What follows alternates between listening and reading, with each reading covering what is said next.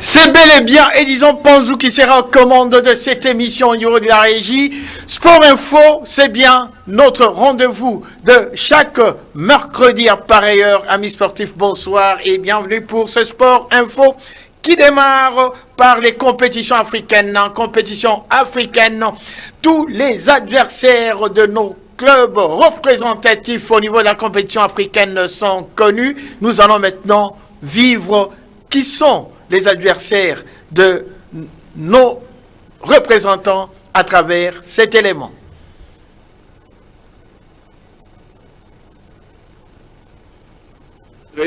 Les équipes donc qui ont été éliminées de la Ligue des champions de la CAF, nous avons donc AS Vita ou RC Kadiogo du Burkina Faso. Ce match reste à jouer, qui va être joué le 20 octobre prochain. L'équipe éliminée de la Ligue des champions va jouer donc contre FC Saint-Éloi, le Popo de la République démocratique du Congo. Saint-Éloi, le Popo s'est qualifié une fois déjà dans l'étape des groupes dans le cadre de cette compétition. Alors voilà donc le premier schéma. Passons maintenant aux équipes suivantes. Nous avons une équipe éliminée de la Ligue des champions. Il s'agit de Royal Leopard FC de Eswatini. Cette équipe cherche sa première apparition dans l'étape des groupes dans la Coupe de la Confédération.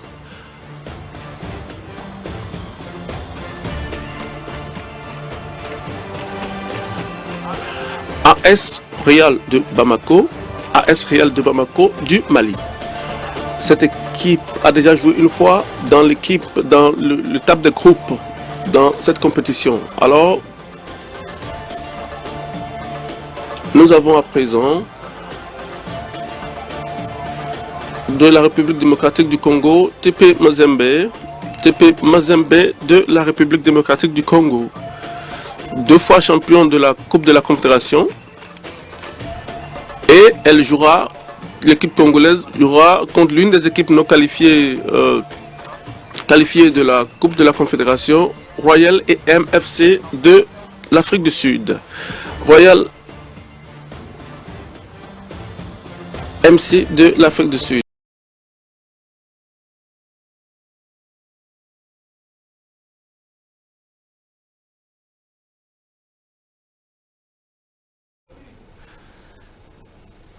Voilà, vous connaissez donc nos adversaires, mais il faudra encore attendre la rencontre demain entre l'équipe de Young, plutôt l'équipe de VEC Club qui rencontre l'équipe de Real Kadiogo pour savoir l'adversaire de l'équipe de Lupopo. En tout cas, les vœux de tous les sportifs congolais et de voir nos 4 équipes au niveau des compétitions africaines. Pour cela, VEC Club doit gagner demain. VEC Club doit gagner demain, doit se qualifier demain pour devoir permettre à ce que l'adversaire de Lupopo soit plutôt l'équipe de Real Kadiogo. Allez, nous allons maintenant passer à toutes les combinaisons de cette 16e de finale. Voilà, vous avez là Young Africa qui va devoir rencontrer l'équipe de Club Africain de Tunisie. Flambeau rencontre l'équipe des derniers clubs Motema Pembe. Reverse sera aux prises avec El Nasr de la Libye. Il y a le 4e match qui opposera Mimosa à l'équipe de Renaissance de Berkane. Captain aura à rencontrer l'équipe de Osaka de l'Algérie. Ensuite, ça sera à l'équipe de Pyramide d'être reçue en aller face à l'équipe de ASN. Ensuite, le pass rencontre Diable Noir du Congo. Et enfin, Plateau United sera opposé à l'équipe de Al-Akr de Libye. Le deuxième tableau nous donne les 8 matchs qui vont suivre. Et dans les 8 matchs qui vont suivre, comme vous pouvez le constater, on voit l'équipe de tout-puissant Mazembe rencontrer l'équipe de Royal AM, c'est une équipe de la République sud-africaine. On peut voir aussi que le gagnant du match, le perdant plutôt du match entre notre équipe VEC Club et Rail va rencontrer l'équipe de Saint-Éloi et d'autres matchs verront entre autres l'équipe de Badira rencontrer l'équipe de Plateau. En tout cas, on peut dire que pour nos équipes représentatives, il y a lieu maintenant de devoir travailler sérieusement et éviter les faux pas tels que nous les avons vécus au niveau de l'élimination de l'équipe de Mazembe. En tout cas, nous attendons maintenant l'équipe de VEC Club. Le VEC Club qui est déjà en bonne posture, car rappelez-vous bien, VEC Club, le match demain, comme vous pouvez voir sur cette affiche, et l'équipe de VEC Club rencontre une équipe de Royal qui ils se sont séparés 0-0. Cela veut dire que c'est aussi un score piège, c'est un résultat piège, car Mazembe a connu cela et on a vu ce qui s'est passé avec Mazembe. Donc il faudrait éviter, la première chose pour l'équipe de VEC Club demain, il faudrait éviter que l'équipe de VEC Club puisse encaisser, car un but marqué à l'extérieur comptant double en cas de match nul, eh ben, on sera sorti de la compétition. Évitez aussi ce 0-0 qui amène le stress des tirs au but. Du côté de tout-puissant Mazembe maintenant, il faudrait dire que l'élimination n'a pas été sans conséquences, car l'élimination de Mazembe a fait que Moïse donne un coup de poing sur la table pour faire partir des sabres, pour faire partir Dumas. Des sabres, lui, hein, il est non, Léopard, Léopard A. Dumas, lui, il est bel et bien parti. Alors, nous avons approché notre ami David Ndala qui nous donne tous les détails sur ce départ de Dumas. L'élimination n'est pas sans conséquence puisque le technicien français Franck Dumas a pris la porte quelques heures simplement après la rencontre. L'actualité a évolué vite et même très vite à Lubumbashi puisque le patron du tout-puissant Mazembe Englebert, Moïse Katumbi, a réuni les joueurs pour annoncer justement des nouvelles. D'abord, renforcer justement ou encore encourager et redynamiser le groupe, mais surtout annoncer la nomination de Pamphile Miayo Kazembe, ancienne gloire et ancien entraîneur principal de cette formation, lui qui a gagné d'ailleurs avec l'équipe du tout-puissant Mazembe Englebert la dernière Coupe de la Confédération pour le club, c'est là 2 ans et demi. Il revient, lui qui est déjà en train d'évoluer aux côtés de Sébastien Desables, l'entraîneur principal des Léopards de la République démocratique du Congo. Il sera en poste jusqu'en juin prochain. En attendant, il devra qualifier l'équipe du tout-puissant Mazembe Englebert à l'étape des barrages de la Coupe de la Confédération pour jouer évidemment la phase de groupe, une phase que le tout-puissant Mazembe Englebert a disputée la saison dernière. Voilà.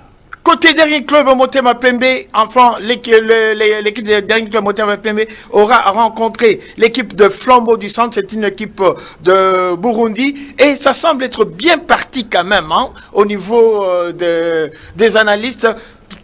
Sur le fait que cette équipe a été débarquée par Zamalek de l'Égypte, qui l'a battu en aller comme au retour, 1-0 en aller sur terre burundaise et 5-1 au niveau de l'Égypte. Et c'est cette équipe qui aura à rencontrer l'équipe de Daring Club Motema Pembe qui était vraiment en feu, rappelez-vous bien, lors du match contre Saint-Michel. Image, début.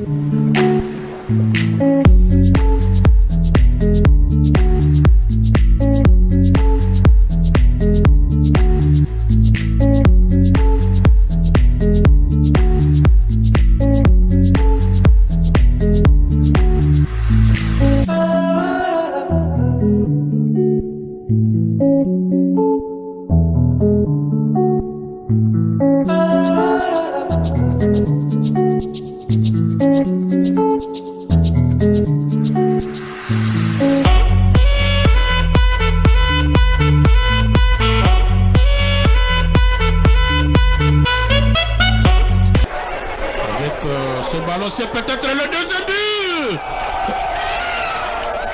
Voilà le deuxième but du Daring Club Motema Pembe qui arrive. Et dans quelles conditions? Ça, il fallait le faire. On a dit qu'il...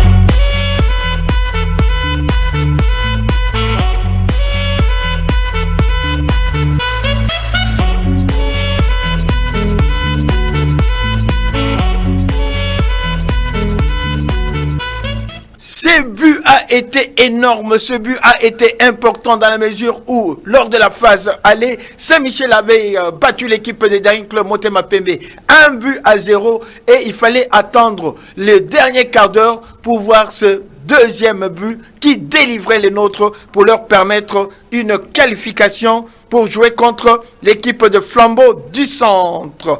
Allez, on reste toujours au niveau du continent, cette fois-ci pour parler de nos Léopards U23. Alors, les Léopards U23 seront à l'épreuve, ça sera le 23 octobre prochain, face à l'équipe de Fennec de l'Algérie. Là, on est en train de préparer la qualification pour Cannes 2022 au niveau du Maroc. Cannes 2023 au niveau du Maroc. Et pour cela, il faudrait passer par ce deuxième tour face à l'équipe de Fennec d'Algérie. La rencontre allée aura lieu le 23 octobre et 6 jours plus tard, soit le 29, ça sera la rencontre retour. Et l'occasion a été donnée à l'entraîneur principal des Sabres, lui qui est entraîneur de l'équipe nationale A, qui revenait de Lubumbashi après avoir supervisé le match entre l'équipe de tout-puissant Mazembe qui a été sorti, rappelez-vous bien, par l'équipe de Vipers. Alors, aussitôt rentré au niveau de Kinshasa, notre ami des Sabres est allé rendre visite au U23. Image. Au stade, au stade là-bas. D'accord. Bon, et Guy, les entraîneurs sont... Par le média officier de l'équipe nationale U23 des Sabres a décidé maintenant de s'installer à Kinshasa. Plus question de faire comme Hector Cooper, où on vient toujours avec sa valise en main. 24 heures après, on rentre chez soi. Plus question. Il va maintenant résider ici à Kinshasa et il va superviser toutes les équipes qui sont en compétition, car on a compris maintenant qu'il faut se baser sur une équipe fortement locale pour devoir joindre les meilleurs qui viennent de l'extérieur. Alors là, il a prodigué des conseils à nos joueurs U23 en leur demandant de devoir faire tout pour être à même de prendre cette qualification, car la qualification est importante pour aller jouer au Maroc. Et au Maroc, il y a encore un autre enjeu important, c'est celui de se qualifier pour les Jeux Olympiques. En tout cas, ce geste a été fort apprécié et on a vu même au niveau du staff technique, ils ont apprécié ce geste.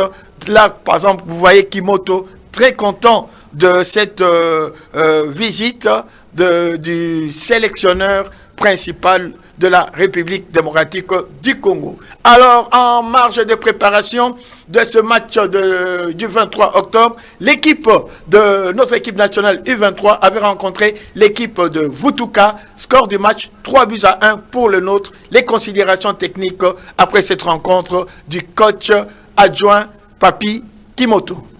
Je suis content du répondant. On n'a pas l'effectif au grand complet, mais ceux qui sont là, ils ont fait le job. Ceux qui ont répondu physiquement à une très belle équipe de Vidéo qui nous a fait beaucoup de problèmes sur la première période. On a été mené en première période 1-0, mais ils ont bien réagi. On a sous-marqué 3 buts coups. Et c'était bien. Sur le plan d'engagement physique, moi je suis très content. Et on a encore 4 jours pour finir la liste. On a encore les joueurs de Mazembe qui arrivent ce soir. Et demain et après-demain, vendredi, on va encore travailler sur le plan tactique. Et on va essayer de mettre une équipe forte pour le dimanche. Mais je suis confiant. L'état d'esprit est là. C'est le plus important. Moi, je crois qu'on avait déjà fait un grand travail contre Éthiopie. Nous sommes en train de continuer notre travail. Mais le plus important, c'est le plus important. Pour le moment, je crois que nous sommes déjà à 80% sur le plan physique. Et si vous regardez bien les matchs qu'on vient de jouer, ça a été bien parce qu'on a fait la pression haut, ça a tenu jusqu'à la fin. Je crois qu'on va continuer encore à faire ça par rapport à notre bloc. Ça va aller. Vraiment, c'est fantastique. Et ça a plaisir en d'avance pour le premier match. Le match amical au Tobit. Quand tu as fait la confiance, tu as la deuxième mi-temps. On a déterminé. Il faut ça la bonne chose. Donc, ça c'est un fond de gagner. Donc, ça a plaisir. Donc, Ali au Canada pour Algérie tout bête donc aller retour après puis ça le terme ça qui toque fort. Donc, quand même moral. Peut-être déterminé. Mais c'est souvent ambiance pour l'intérêt le côté mais déterminé partout. Donc, ambiance qui toque donc. Qui toque vraiment c'est normal. Pour coach, partir sur donc tout ça maintenant à l'aise va traverser comme il faut. Donc, il y a pour ça physiquement tout ça bon. Il faut que ça mais avec on a bien d'abord match Algérie c'est comme normal. Allez, bonne chance, nos U23. En tout cas, le 23 octobre, faites-nous rêver avant la phase retour qui aura lieu en Algérie. Nous restons toujours dans la tanière des léopards. Cette fois-ci, nous allons parler des léopards Chan. Léopards Chan, ce sera au mois de janvier prochain, en Algérie, lors de la finale de Chan. Et le calendrier est déjà sorti, nous allons les découvrir ensemble. Voilà, il est là. Et dans ce calendrier, notre équipe nationale de la République démocratique du Congo entre en compétition le 13 face à l'équipe de l'Ouganda. Et le 14, ce sera Sénégal-Côte d'Ivoire. C'est pour vous dire que non, ça c'est le groupe B, le groupe qui nous intéresse, où, je viens de le dire tout à l'heure, le 13, RDC, Ouganda, le 14, Sénégal contre Côte d'Ivoire. 5 jours plus tard, le 18, la RDC rencontre la Côte d'Ivoire, tandis que l'Ouganda sera face au Sénégal. Et le 22, le Sénégal rencontre la RDC et Ouganda sera face à la Côte d'Ivoire.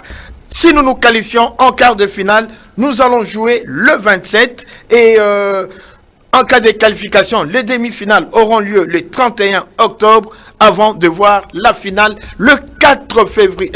Je parlais d'octobre, non, plutôt le 27 janvier. Hein, nous sommes au mois de janvier. Le 31 janvier, demi-finale, et le 4 février, c'est la finale. Est-ce que nous allons faire revenir pour la 3e fois la Coupe du Chan ici, chez nous? En tout cas, c'est le vœu de tout le monde.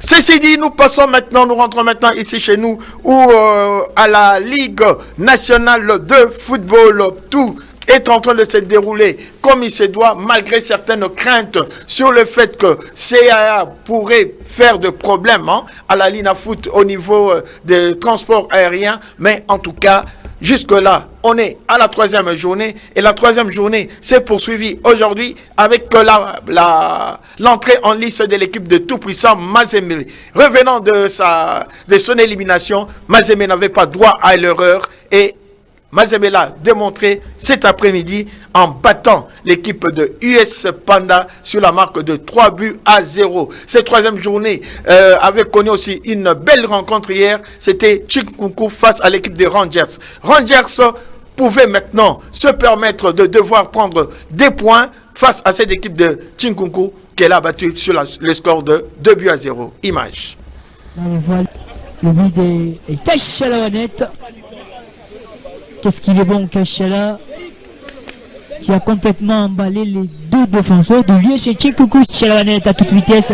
Il y a Balmekini Mukoko pour empêcher Kassala. Le centre et la tête qui passe à côté, cette tête de Moulayo Zassia. Il compte toujours le ballon. Molia qui perce la faute. Peut jouer. Boeni sacré, la patte de Boeni pour Moulayo Zassia, pas de position litigieuse. C'est bien fait, le deuxième but, là c'est Rangers de Kinshasa. C'est bel et bien Moulayo Zassia. Après avoir loupé sa tête il y a quelques minutes. Molia à la conclusion.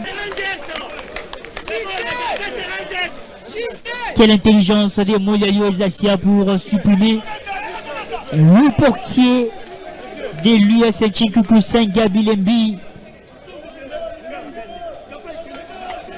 Belle performance de Rangers après sa récente défaite contre la jeunesse sportive de Kinshasa.